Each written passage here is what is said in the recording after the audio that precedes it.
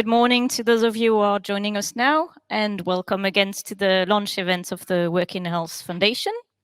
So we're down to the second panel session, which will look at perspective from young talent. And before I just introduce the speakers, for those of you who join us, please use the chat to introduce yourself, speak to one another, and please ask questions in the questions tab. You can also vote on questions. So, if someone asks the question you had in mind, just vote on it so that it gets bumped at the top of the list. And then I will ask the questions to the panel at the end of the session. So we have now 30 minutes and we have 4 panelists with us. So Timo, Jean-Baptiste, Sara, and Nick from all over Europe. And Timo will introduce the roundtable. The floor is yours now, Timo. Merci, Claire. Thank you so much. And hello, everyone. You're dialing in today, wherever you are in Europe. You can put in the comments so that everybody would know where you're dialing in. Or if you're in Paris, bonjour and welcome. So what young talent want? This is probably one of the trickiest questions to fit for the corporates who want to recruit, but also for the talent who want to get hired. And to figure answer for this question, I have 3 amazing speakers lined up today. So first of all, we have Sara Pedraz. She is the innovation lead at retrain. She's also the mentor at the European Innovation Council. She has been also evaluating a number of business ideas, doing more mentoring along with EIT Health as well. Some interesting background coming from her way as well, as she has been studying art, communication, digital transformation, and currently doing her PhD, besides all the things and projects, on gender perspective in specialized dissemination of medical information. So besides Sara, we have also Nick, who is representing the talent force of students. He's the past president of European Medical Student Association, representing more than 200,000 students European-wide, and has been doing health policy work for quite some years. Has seen what's the real situation in medical schools across Europe, and what the students want and what actually they get taught over there. And then as a third speaker, welcome to Jean-Baptiste MICHEL. He is having a master's in health management and data intelligence, and has been working on very interesting projects and ideas across countries. Currently working as a healthcare business developer in West Africa at C3 Medical, but he also hosting a very popular podcast, Entreprendre dans le santé, I hope I pronounced it correctly, which has got more than 20,000 downloads, and has seen how really also the startup on the healthcare innovation works. So welcome everyone to today's session, Sara, Nick, and Jean-Baptiste. Thank you, Timo. And thank you. And maybe to kick up the conversation, what young talent want? Maybe let's start a small input. Starting from Sara, I think you had already previously mentioned that the situation in this healthcare market is quite challenging. That there are entry barriers, like issues with profiling people. I mean, getting hired in operations. Sometimes you have those recruitment robots that you have to really have to hack your way through to get to the interview. So it's definitely not appealing for the bigger part of the talent, and there is a need for change. So the bigger question is how we can change this and get into the healthcare also, not only medical people, but maybe some sociologists, communicators, technologists, because we have seen here now with the times of COVID-19 that it's not only the medical degree that matters, but also like how you communicate with the public, how you make yourself heard so that people understand you. So Sara, maybe you have a few ideas on that. What kind of change we actually need in order to attract that talent into healthcare? Yes, thank you so much for inviting me. I'm really happy to be here. First of all, for me, coming from a communication and artistic background, sometimes it's difficult for me to explain my background because it is not understood what I can contribute. Many times I don't know how to answer, what have you studied? Because I know that behind that question, there is often a stereotype. Nowadays, I think everything is improving a lot. It's not longer difficult to justify how an engineer or a data scientist can help a doctor or a healthcare organization, but we are still missing different profiles like an artist, philosophers, communication specialists, specialists in innovation. I think that one of the issues in the sector are that these categories, communication, innovation, are part of the life cycle of science and healthcare. And healthcare professionals and healthcare organizations and medtech companies have been doing it for a long time. So it's normal for them to understand that they can do it alone, but they don't. Because in the end, you realize that they innovate without taking into account the life cycle. They communicate for their own community. They have been analyzing the same stuff for years. So I think we need to generate the need to do things differently with pilot experiences and increasing the capacity to tell to not technical people what is being done and what the needs are.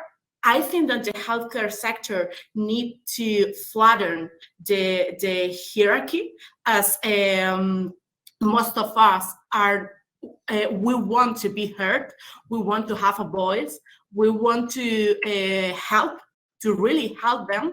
And sometimes it's difficult because the standard, the procedures, and everything in this sector has been done in the same way for years, sometimes even for decades, and sometimes even we need to be helped to understand how complex is the sector. For example, if you work for one healthcare organization and you change, sometimes the structure is different, the procedures are different, the dotted lines, the organizational design is completely different.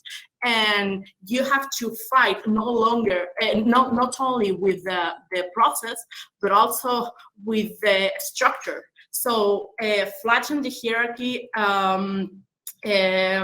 stop the stereotypes, avoid the stereotypes, be able to communicate needs and to tell not technical people what they are doing, and trying to help people to understand the complexity of the sector. I think this can help to motivate more people to come to this sector. Thank you so much for this input, Sara. And you mentioned this communication and the need to communicate quite a few times in just like in your few thoughts. Nick, you have been representing 200,000 students, medical students across Europe, and I'm wondering what's the status of communication actually in those medical schools that are like, you know, how is the fact that are enough young medical talent getting, for example, courses in communication to make themselves heard, or is organization that you are running and representing the students found a way how to make themselves heard for the potential hires in their health systems, clinics, or other health structures that they are leading to after the medical school? First of all, thank you for the question, Timo, and I'm really glad to be here as well. And it is a very interesting question, actually, because what we're seeing currently in medical education, in healthcare students' education, is what everyone can describe as great lack of education about soft skills like communication, like leadership, like these kinds of things.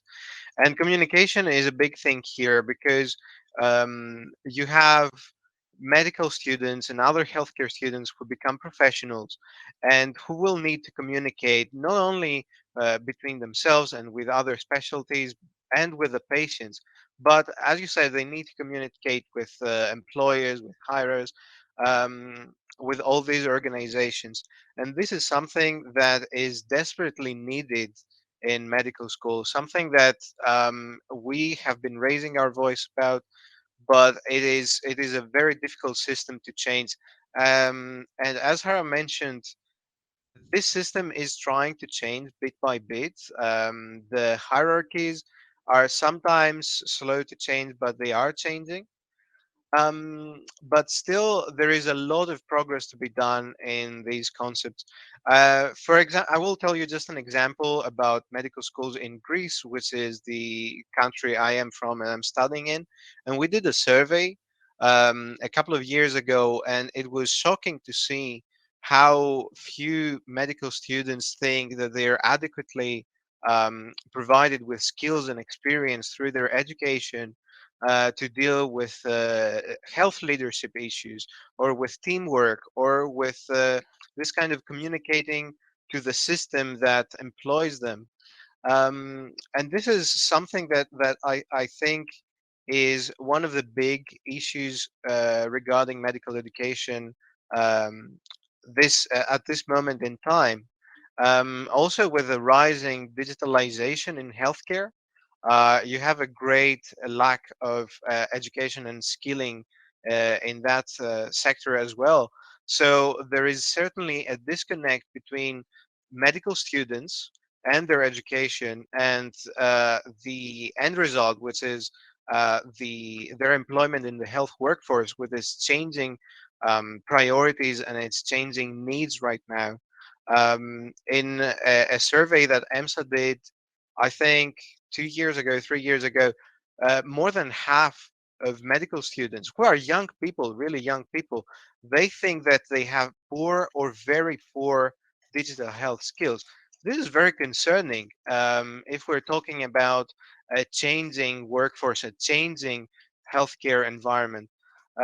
This is something that definitely needs to be addressed. However, I don't think that right now most countries and most medical schools in Europe have a good strategy on trying to change this. I hope that this, with some student advocacy as well, that this changes in the future.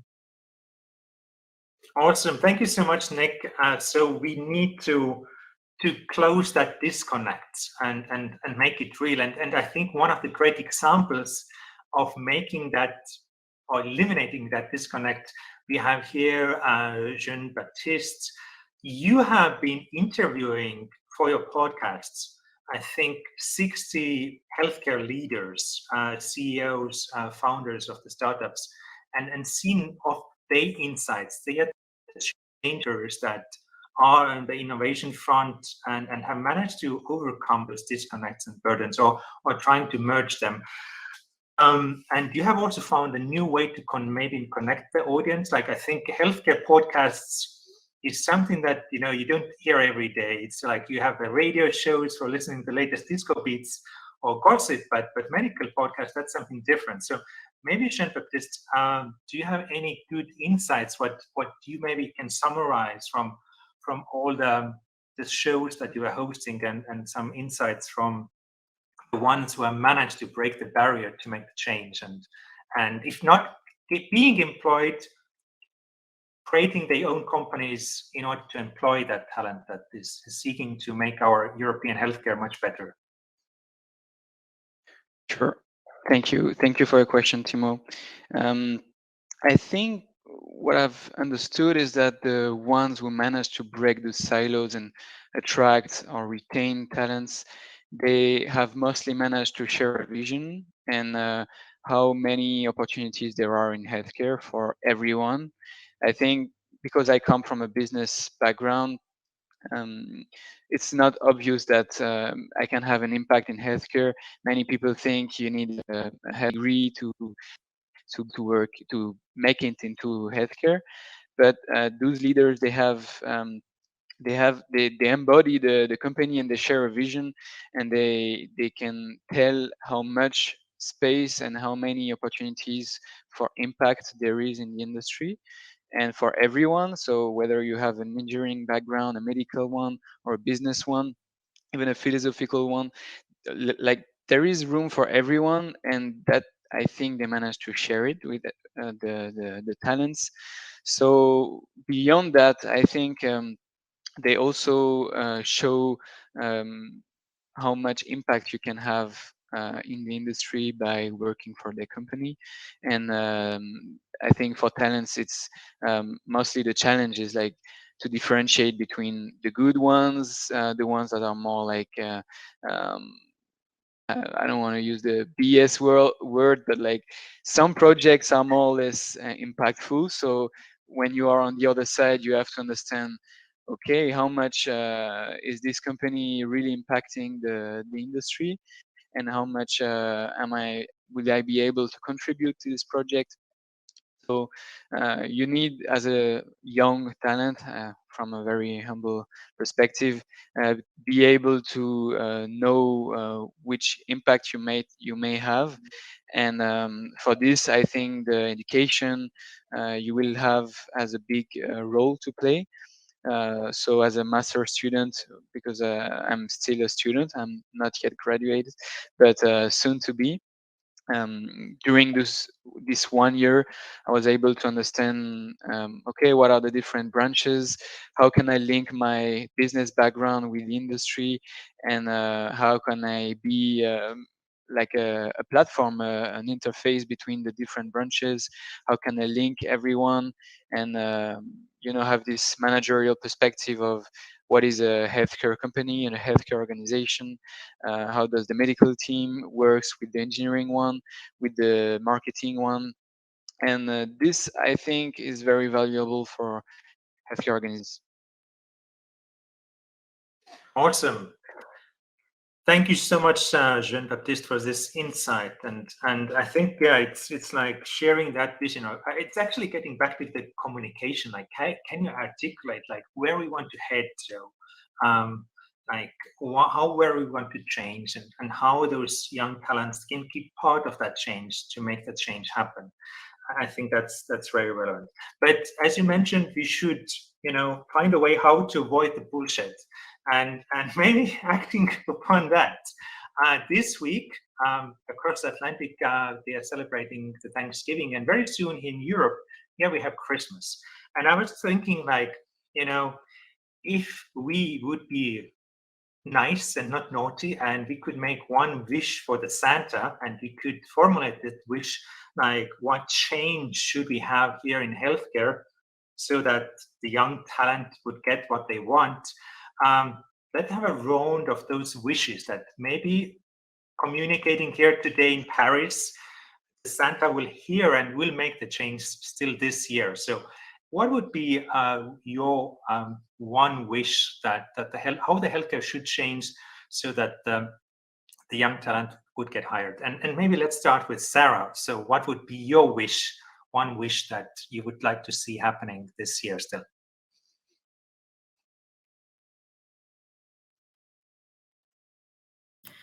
I would like to I think that my colleagues have offered really, really valuable insights about the communication. So for me, I think that's a easy to implement step. So I would like to see the sector be able in the short term to spread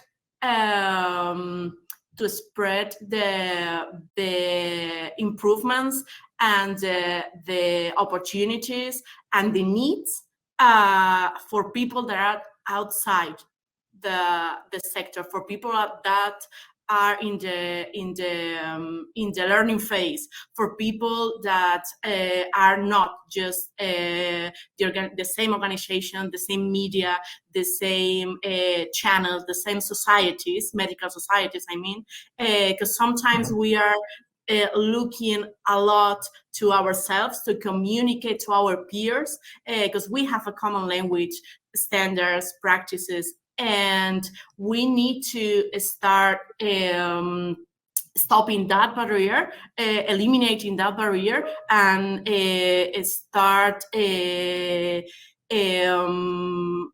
integrating different ways of communication, of integrating new challenges, integrating new means of communications to be more appealing and to be more open-minded to people that are willing to collaborate with us. So that's yeah, getting others from the outside into the healthcare and then accepting that outside talent, that whatever other diverse backgrounds they might come in, and finding the common language. Maybe there should be like medical Duolingo that that could bridge that communication barrier.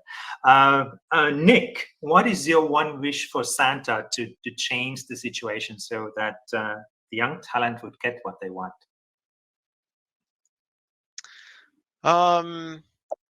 That is a very good question. I think if I had one wish, my wish would be close to Sara's a little bit, but in a different direction. I would like the healthcare sector in general to be more able to accept diversified people with diversified backgrounds, and to be able to use them in a way that provides good, clear impact, especially to patients and to other people who need it.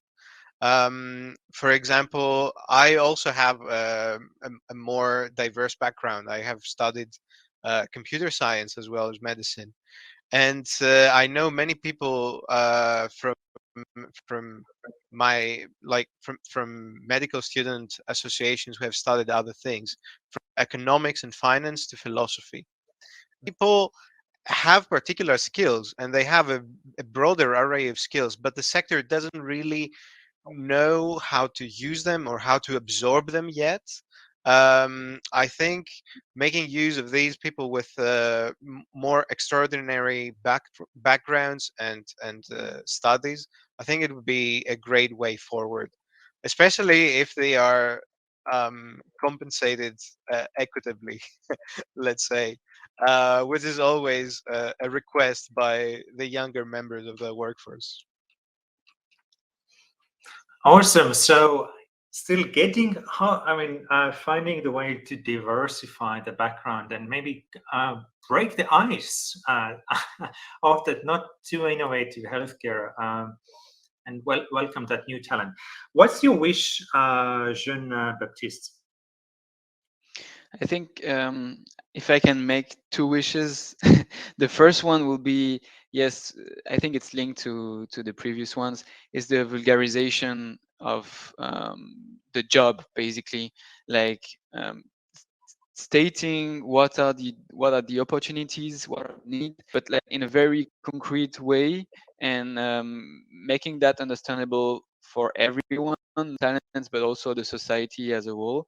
Like, for now, some companies, some organizations have managed to do that, but I think the image of the healthcare sector in some branches in particular is at an edge. Like, we have many scandals with data protection, with the pharma industry, and all of that needs to be improved so that we understand from a talent perspective, but also from a society one, how much impact each and everyone's job has on the industry and on the society as a whole. So that's one thing. And the other one is, I think, also linked to what Nick was saying, sharing concrete stories from people without the medical background who work in healthcare, and share how much they are benefiting to the sector and society is very important. And I'm speaking for myself, but like coming from a business background, I always try to remind myself about why I'm working in healthcare, and going into the field, like being on the field and being in contact with patients, or being in contact with people who are in contact with patients, like doctors, healthcare professionals, make me understand and make me realize how much I like my job, and how much I do not want to leave healthcare, because you see how much this is benefiting people's life, and this cannot be obtained in any other industry, I think, and we need to spread the word about the impact you can have in healthcare. Well, thank you so much for your wish as well. So the communication and to really clear up the image of also reputation in healthcare, because we have had those scandals around data protection, then how certain hospitals have fallen into like BitLocker attacks, and the pharma industry that, or some that want to harvest your medical data and do something evil with that, how to change that. So, well, Santa Claus, I hope you hear these 3 wishes, and let's keep fingers crossed that for the next month before the Christmas, which is exactly a month away, we'll get something good still by the end of this year. But thinking now, like, we know where we want to head to, we know what are the wishes. There are definitely some blocks of things on the way, and as maybe like last bit before we already actually will be getting the questions from Claire, maybe one of you would like to see what is the main block that you would like to remove in order to make these wishes come true. So any of you, I don't point out who wants to take this question.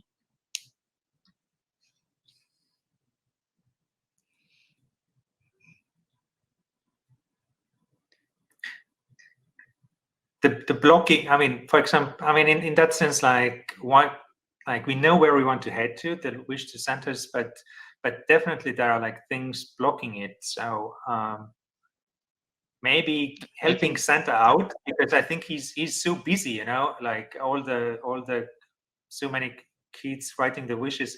If you would help Santa a bit, like what is the thing we could remove, maybe some blocking stone, and help him to make the wish come true. For me, if I can start, is one value that I think is really connected to young talent. There is impatience. In this sector, agreements that you made are different. It requires long-term commitment. The changes are not easy, but you need to be patient because things are moving forward slowly. So you need to be committed to the method, the way of doing things. Sometimes you need to be committed to become a change agent. And that's not easy, but I think that one of the issues that we haven't mentioned before, but I think it's really important, is that this sector is still has values in its foundation that are sometimes different from the ones that young talent we currently have. So if I would like to remove just one thing, is how impatient sometimes we are to change things really quickly, and we need a couple of years more than the other sectors now. Okay, this is really interesting. Yeah, because healthcare is slow. I think you know, to even like to get the groundbreaking idea, such as washing hands, you know, widespread, it took quite some years, 100 years ago, that that kind of change is really spread very fast. I mean, very slow. But I think Jean-Baptiste, you have seen working on the business side how things can be implemented quickly. So maybe you have an idea how to, when even we have those impatient people, and we should have more patience. Maybe you can share one hack that you saw when interviewing those change makers that could maybe put us on the fast track for changing the things in this industry. So I think it cut a bit, but I think mainly big thing that I would like to see that I'm starting to observe is the communication that needs to.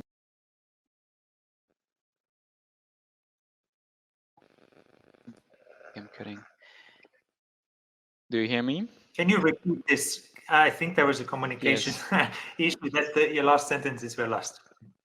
Yeah.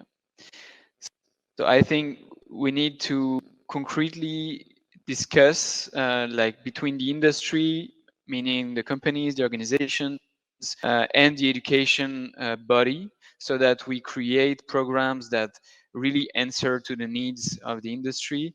And for that, we need to sit around the table and build programs between different schools from a business, medical, engineering background, and all provide concrete answers that can help remove those blocks, and also share the opportunities of the industry to the young talents, because those are not yet heard.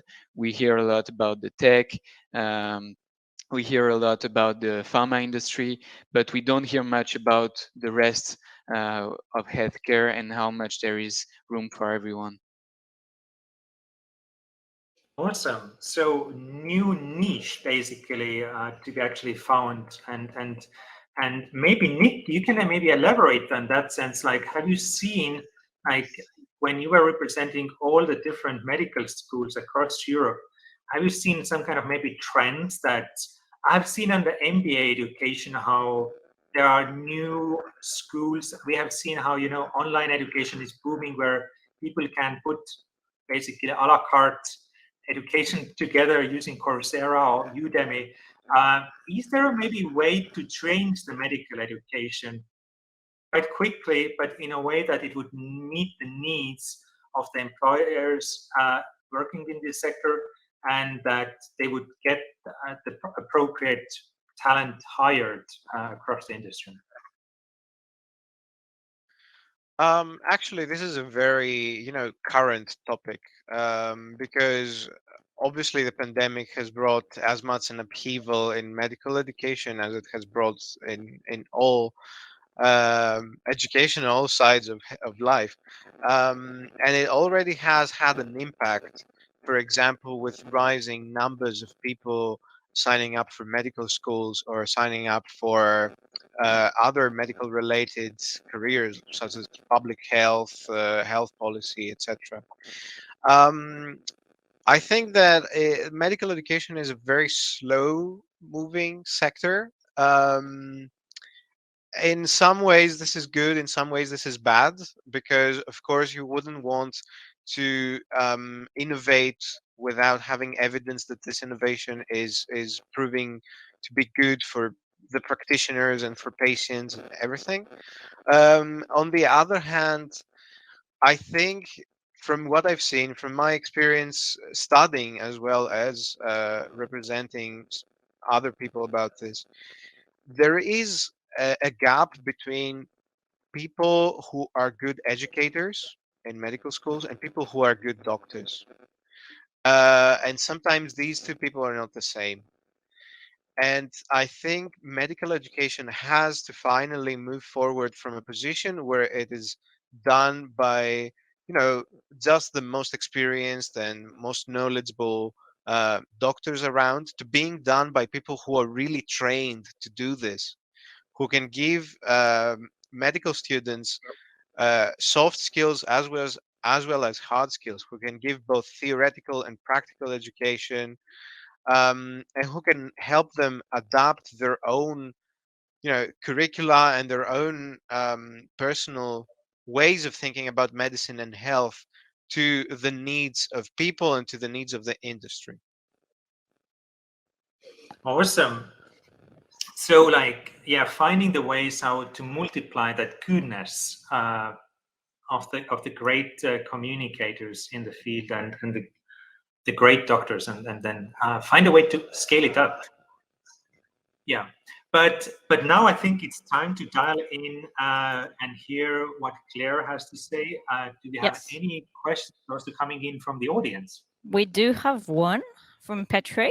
It's about expectations. So I think it may be one for all of you. So I don't know if you want to fight on it. In your opinions, do you see it as a problem that organizations might have too high requirements comparing to the knowledge of young talents? And the other side of the equation, at the same time, do you think the young talent expects too much for their first job or their first experience on the market? It's a question of matching expectations on both sides, I guess. Anyone wants to take a dig at it?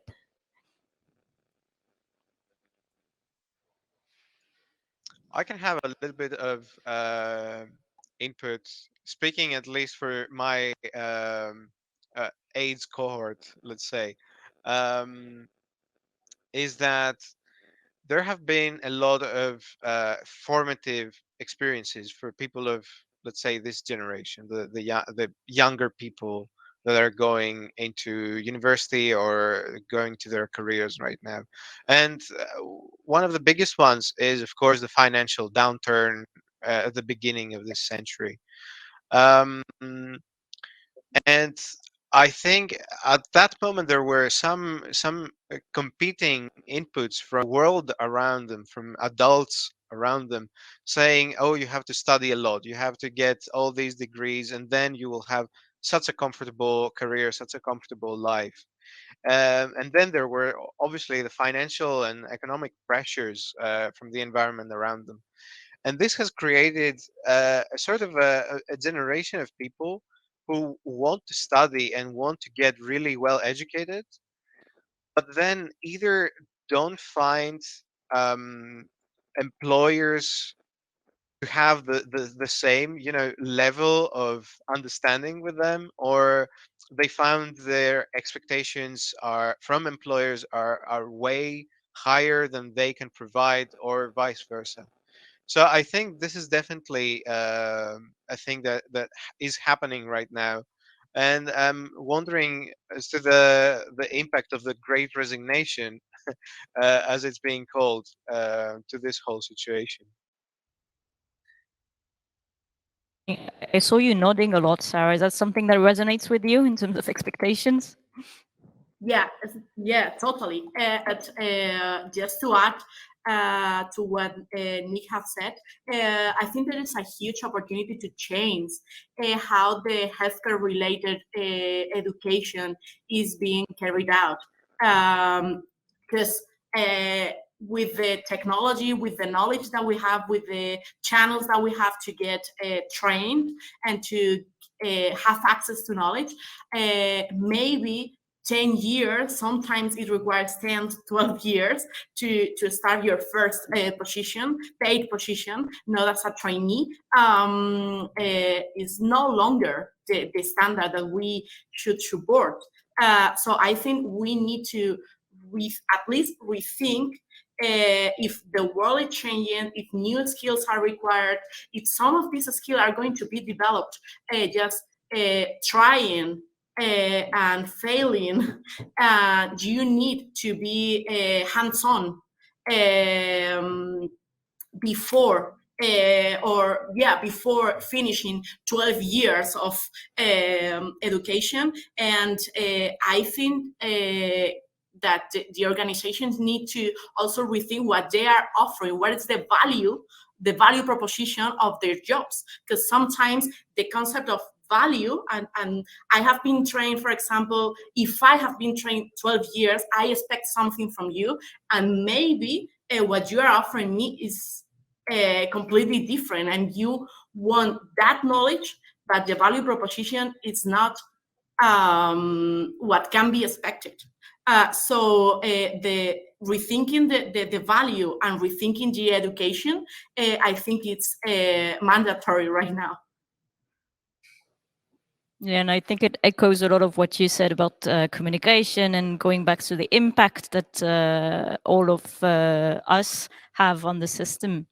We don't have other questions, but I do have one, because you're a very interesting panel in a way, because you exemplify what you say, which is that the health sector needs a lot of different skill sets and a lot of different backgrounds, you know, from communication, business, medical, computer science, and so on and so on. And is there something in your initial training, or, you know, when you were a student and you were wondering, where am I going to work? You know, I have many more possibilities in front of me. Is there something that you would have liked to have done, or you would have liked to be informed about something? Or maybe let me put it in a positive way. What made you go in this sector and not another one? Was it whether a discussion you had, was it a choice that you constantly made? I'm curious about your own choices to join the sector, and maybe I'll give it to Jean-Baptiste. Sure. So I think I started working in healthcare when I was 18, right after high school. I wanted to work in sports management, like marketing at Adidas or Nike or whatever. And I got this amazing opportunity to join a double degree with an on-the-job training for a medical technology company. And basically, what they offered me was to get trained with managers in the different business units of the company in different countries. So really see their job, and most of them were like product managers or product marketing managers.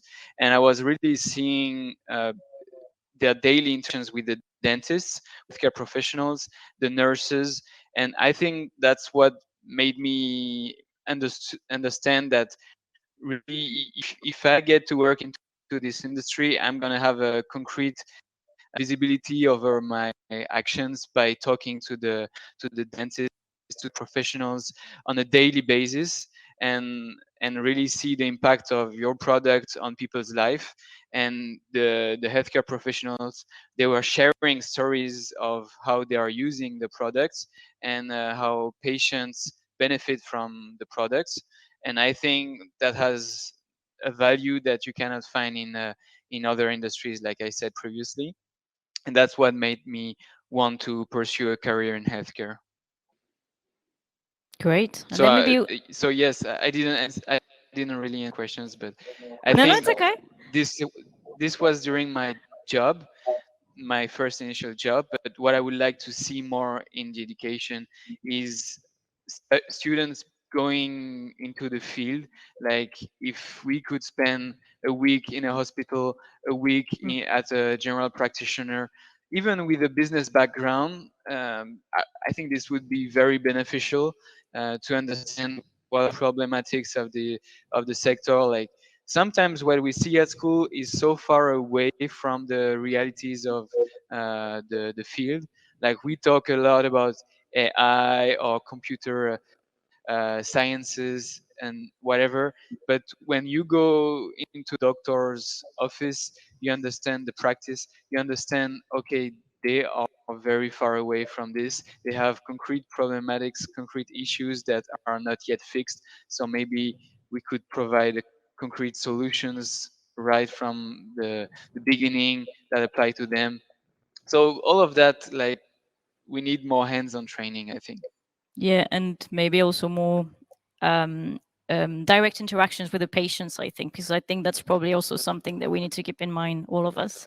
Maybe one last question in like 30 seconds for you, Timo. What made you join the sector? Because you didn't speak about your own journey there. Well, this is actually an interesting story. So I always wanted to join healthcare. I was very passionate about this when I was in secondary school, but I don't tolerate blood. And 20 years ago, we didn't have any option to study classical medicine, which I decided not to go because I would be puking and fainting most of the days. So I did something else, and then I discovered that, hey, now a few years ago, that I can use my tech skills in healthcare, which is like, what I wanted to do 20 years ago. So I think maybe some other people like me are there as well, that, there were some reasons why they couldn't join the healthcare in the past. But now when the healthcare is changing, opening up, and different skills, what Sara mentioned, are all needed, I hope that they will find a way, and especially using the EIT Health programs, getting trained or accelerated into finding their ways into healthcare. Great, and I think those are great concluding words, because I think the time is up. So I would like to thank you all. Thank you, Timo, for moderating. Thank you, Sara. Thank you, Jean-Baptiste, and thank you, Nick, for joining us and sharing your insights. I think a lot of great recommendations for us to take on forwards in the work of the foundation.